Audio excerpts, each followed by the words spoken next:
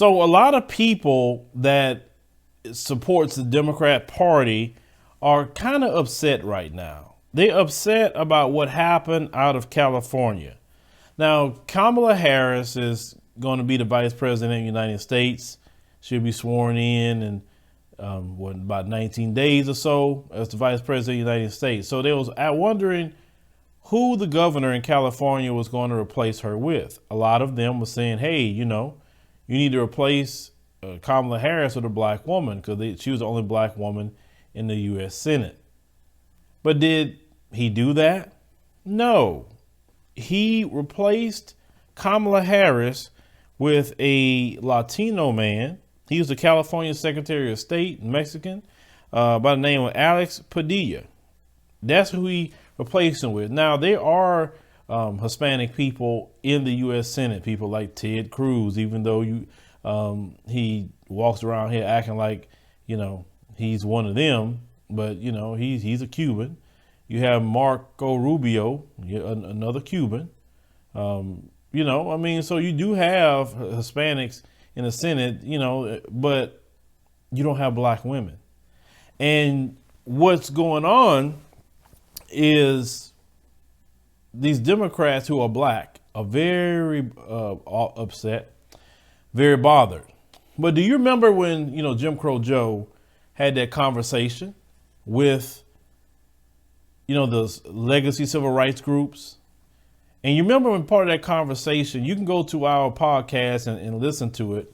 You remember when he said that you guys are going to have to start working with the Hispanics because they are more in population than you.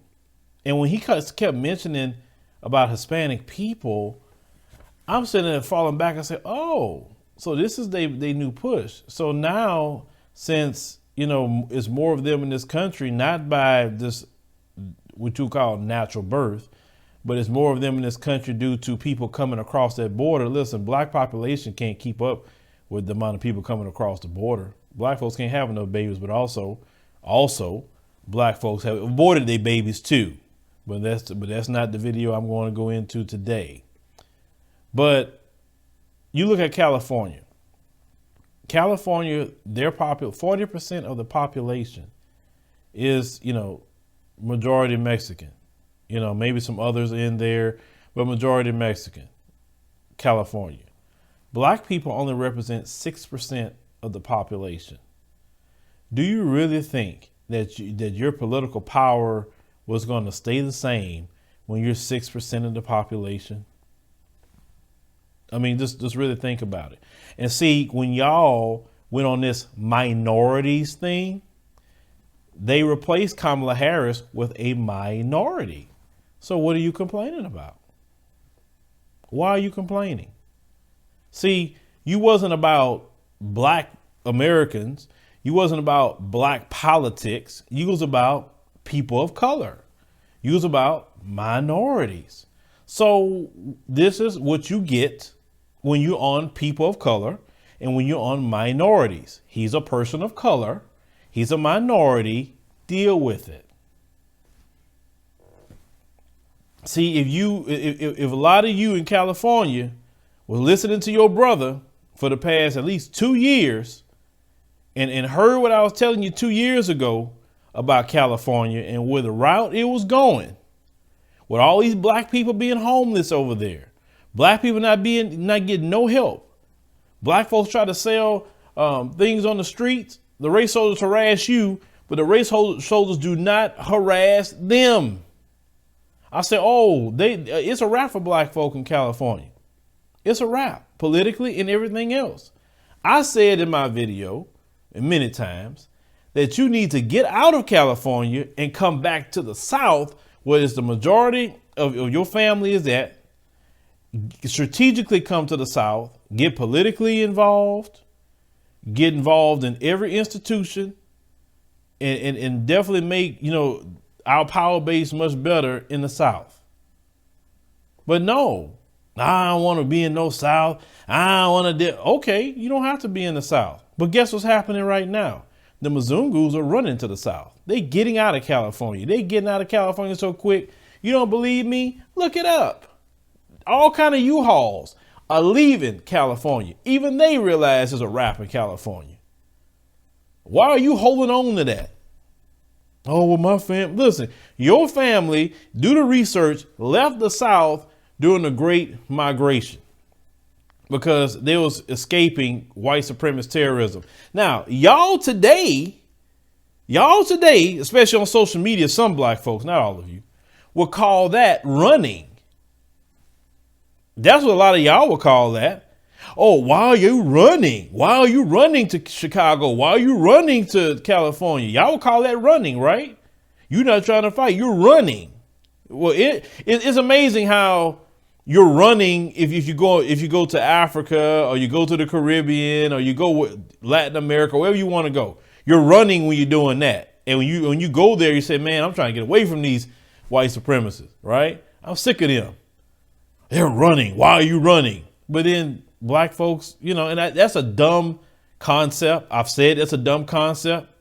It's dumb because you have a right to free movement throughout the world as black people, and people all over the world leave their countries and everything else. And then, of course, here you go again. Well, why do they come here? They not treated like you. That's why they come here. You ain't get that by now? They don't treat them the way they treat us. All these different groups that come in, listen, all these people that come from south of the border, they don't treat them like they treat us.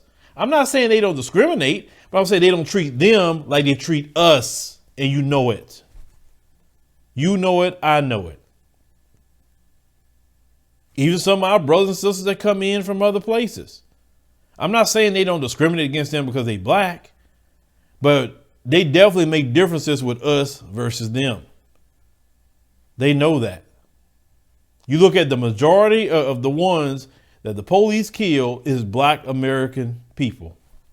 It's not even black immigrants like that. What I'm saying to black folks is you need to get yourself together, come to Texas, just me personally, listen, my family's from Louisiana. They are, and they've been in Louisiana a long time.